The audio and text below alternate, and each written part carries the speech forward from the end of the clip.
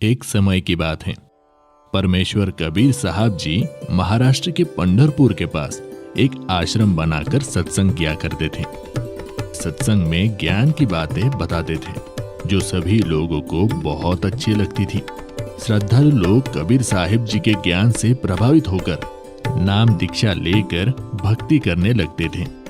धीरे धीरे उनको भक्ति करने से बहुत से चमत्कार भी होते थे। कबीर साहब जी के सत्संग समागम में लोग बड़ी उमंग से आते थे।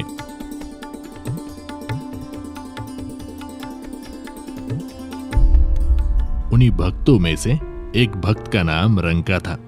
रंका भगत जी एक सच्चे सेवक थे। उनकी पत्नी बंका तथा बेटी अवंका भी भक्ति किया करती थी। उनका परिवार बहुत निर्धन था। दोनों पति पत्नी जंगल से सूखी लकड़ियां तोड़कर लाते थे और उनको शहर में बेचकर अपना घर चलाते थे। उस काम में वो बहुत ही मेहनत किया करते थे। कबीर साहिब जी के साथ में नामदेव नाम के एक भक्त रहते थे तथा वे भी कबीर जी के शिष्य बन गए थे। एक दिन उन्होंने अपने गुरुदेव कबीर जी से प्रार्थना की और बोले, हे गुरुदेव, आपके भगत रंका बहुत निर्धन है। ये जंगल से लकड़ियां तोड़ कर लाते हैं और उसको शहर में ले जाकर बेचते हैं। वहां से धन इनको प्राप्त होता है और उससे ये अपना गुजारा बड़ी मुश्किल से कर पाते हैं। इनका शरीर भी बहुत कमजोर हो गया है। पूरा दिन मेहनत करने में लगे रहते हैं, इसलिए भक्ति करने का समय भी बहुत ही कम मिलता है। इनको कुछ धन प्रदान कीजिए ताकि इनका निर्वाह ठीक से हो सके।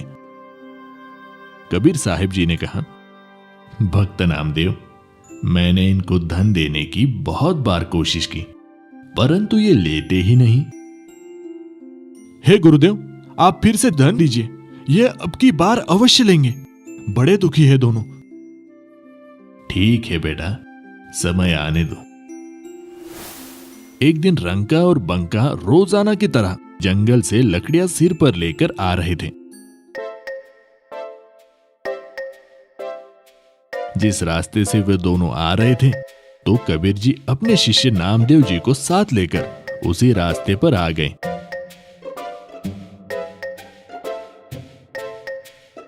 उन्होंने रास्ते के बीच में कुछ सोने चांदी के आभूषण तथा कुछ अशरफियां डाल दी और स्वयं दोनों किसी झाड़ी के पास जाकर छुप गए और उनके आने का इंतजार करने लगे।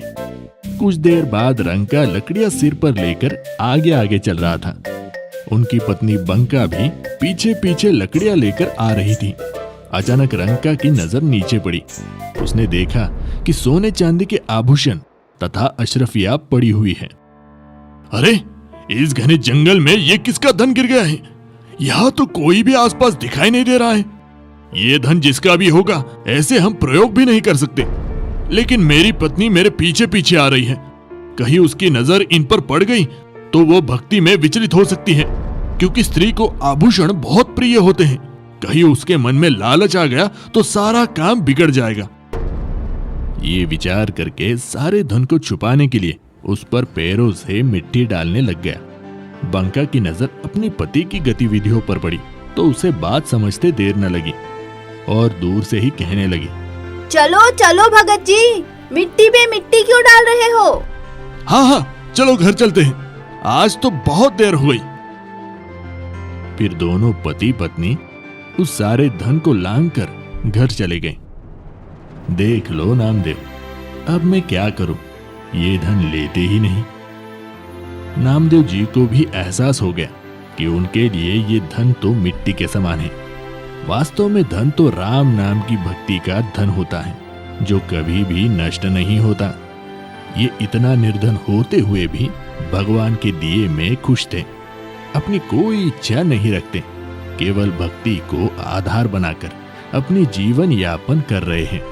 ये वास्तव में परम भक्त हैं।